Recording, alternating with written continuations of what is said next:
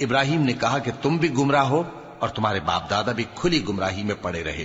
وہ بولے کیا تم ہمارے پاس واقعی حق لائے ہو یا ہم سے کھیل کی باتیں کرتے ہو؟ ابراہیم نے کہا نہیں، بلکہ تمہارا پروردگار آسمانوں اور زمین کا پروردگار ہے جس نے ان کو پیدا کیا ہے، اور میں اس بات کا گواہ اور اسی کا قائل ہوں۔ اور اللہ کی قسم جب تم پیٹ پھیر کر چلے جاؤ گے تو میں تمہارے بتوں سے ایک چال چلوں گا۔ پھر ان کو توڑ کر ریزہ ریزہ کر دیا، مگر ایک بڑے بت کو نہ توڑا تاکہ وہ اس کی طرف رجوع کریں۔ کہنے لگے کہ ہمارے معبودوں کے ساتھ یہ معاملہ کس نے کیا؟ وہ تو کوئی ظالم ہے۔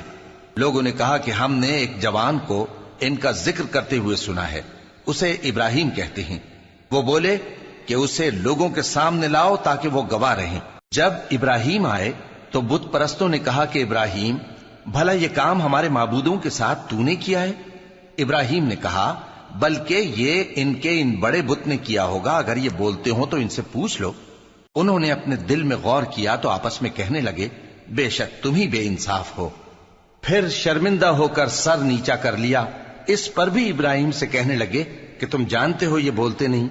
ابراہیم نے کہا پھر تم اللہ کو چھوڑ کر کیوں ایسی چیزوں کو پوجتے ہو جو نہ تمہیں کچھ فائدہ دے سکیں اور نہ نقصان پہنچا سکیں؟ تف ہے تم پر اور جن کو تم اللہ کے سوا پوجتے ہو ان پر، کیا تم عقل نہیں رکھتے؟ تب وہ آپس میں کہنے لگے کہ اگر تمہیں اس سے اپنے معبودوں کا انتقام لینا اور کچھ کرنا ہے تو اس کو جلا ڈالو اور اپنے معبودوں کی مدد کرو۔ ہم نے حکم دیا اے آگ سرد ہو جا اور ابراہیم پر سلامتی والی بن جا۔ ان لوگوں نے برا تو ان کا چاہا تھا، مگر ہم نے انہی کو نقصان میں ڈال دیا اور ابراہیم اور لوط کو اس سرزمین کی طرف بچا نکالا جس میں ہم نے اہل عالم کے لیے برکت رکھی تھی۔ اور ہم نے ابراہیم کو اسحاق عطا کیے اور اس کے بعد مزید یعقوب بھی، اور ہم نے سب کو نیک بنایا تھا، اور ہم نے ان کو پیشوا بنایا کہ ہمارے حکم سے ہدایت کرتے تھے، اور ان کو نیک کام کرنے اور نماز پڑھنے اور زکوٰۃ دینے کا حکم بھیجا، اور وہ ہماری ہی عبادت کیا کرتے تھے۔ اور لوط کا قصہ یاد کرو جب ان کو ہم نے حکمت و نبوت اور علم بخشا اور اس بستی سے جہاں کے لوگ گندے کام کیا کرتے تھے بچا نکالا۔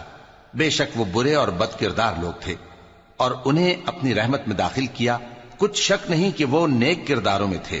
اور نوح کا قصہ بھی یاد کرو جب اس سے پیشتر انہوں نے ہمیں پکارا تو ہم نے ان کی دعا قبول فرمائی اور ان کو اور ان کے ساتھیوں کو بڑی گھبراہٹ سے نجات دی، اور جو لوگ ہماری آیتوں کی تکذیب کرتے تھے ان پر نصرت بخشی۔ وہ بے شک برے لوگ تھے، سو ہم نے ان سب کو غرق کر دیا۔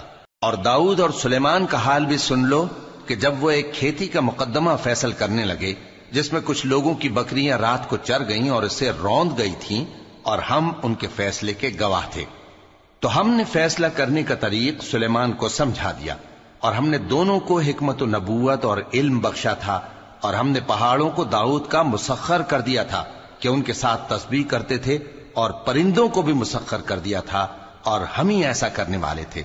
اور ہم نے تمہارے لیے ان کو ایک طرح کا لباس بنانا بھی سکھا دیا تاکہ تم کو لڑائی کے ضرر سے بچائے، پس تم کو شکر گزار ہونا چاہیے۔ اور ہم نے تیز ہوا سلیمان کے تابع فرمان کر دی تھی جو ان کے حکم سے اس ملک میں چلتی تھی جس میں ہم نے برکت دی تھی، یعنی شام کی طرف، اور ہم ہر چیز سے خبردار ہیں۔ اور بڑے بڑے جنات کو بھی ان کے تابع کر دیا تھا کہ ان میں سے بعض ان کے لیے غوطہ خوری کرتے تھے اور اس کے علاوہ اور کام بھی کرتے تھے، اور ہم ان کے نگہبان تھے۔ اور ایوب کو یاد کرو جب انہوں نے اپنے پروردگار سے دعا کی کہ مجھے تکلیف پہنچی ہے اور تو سب سے بڑھ کر رحم کرنے والا ہے، تو ہم نے ان کی دعا قبول کر لی اور جو ان کو تکلیف تھی وہ دور کر دی، اور ان کو بال بچے بھی عطا فرمائے، اور اپنی مہربانی سے ان کے ساتھ اتنے ہی اور بخشے۔ اور عبادت کرنے والوں کے لیے یہ نصیحت ہے۔ اور اسماعیل اور ادریس اور ذوالکفل کو بھی یاد کرو، یہ سب صبر کرنے والے تھے، اور ہم نے ان کو اپنی رحمت میں داخل کیا، بلا شبہ وہ نیکوکار تھے۔ اور مچھلی والے پیغمبر یعنی یونس کو یاد کرو جب وہ اپنی قوم سے ناراض ہو کر غصے کی حالت میں چل دیے اور خیال کیا کہ ہم ان پر گرفت نہیں کریں گے، مگر پھر اندھیروں میں اللہ کو پکارنے لگے کہ تیرے سوا کوئی معبود نہیں، تو پاک ہے اور بے شک میں قصوروار ہوں، تو ہم نے ان کی دعا قبول کر لی اور ان کو غم سے نجات بخشی، اور ایمان والوں کو ہم اسی طرح نجات دیا کرتے ہیں۔ اور زکریا کو یاد کرو جب انہوں نے اپنے پروردگار کو پکارا کہ پروردگار مجھے اکیلا نہ چھوڑ اور تو سب سے بہتر وارث ہے۔ تو ہم نے ان کی پکار سن لی اور ان کو یحییٰ بخشے اور ان کی بیوی کو اولاد کے قابل بنا دیا۔ یہ لوگ لپک لپک کر نیکیاں کرتے اور ہمیں امید اور خوف سے پکارتے اور ہمارے آگے عاجزی کیا کرتے تھے۔ اور ان خاتون یعنی مریم کو بھی یاد کرو جنہوں نے اپنی عفت کو محفوظ رکھا، تو ہم نے ان میں اپنی روح پھونک دی اور ان کو اور ان کے بیٹے کو اہل عالم کے لیے نشانی بنا دیا۔ لوگو، یہ تمہاری جماعت ایک ہی جماعت ہے اور میں تمہارا پروردگار ہوں، تو میری ہی عبادت کیا کرو۔ اور لوگ اپنے معاملے میں باہم متفرق ہو گئے، مگر آخر سب ہماری طرف رجوع کرنے والے ہیں۔ اب جو نیک کام کرے گا اور مومن بھی ہوگا تو اس کی کوشش رائے گا نہیں جائے گی، اور ہم اس کے لیے ثواب اعمال لکھ رہے ہیں۔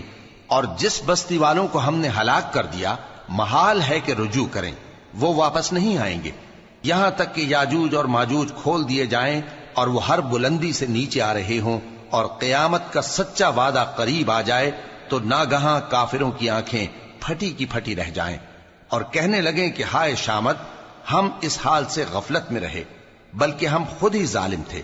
کافرو، اس روز تم اور جن کی تم اللہ کے سوا عبادت کرتے ہو دوزخ کا ایندھن ہوں گے اور تم سب اس میں داخل ہو کر رہو گے۔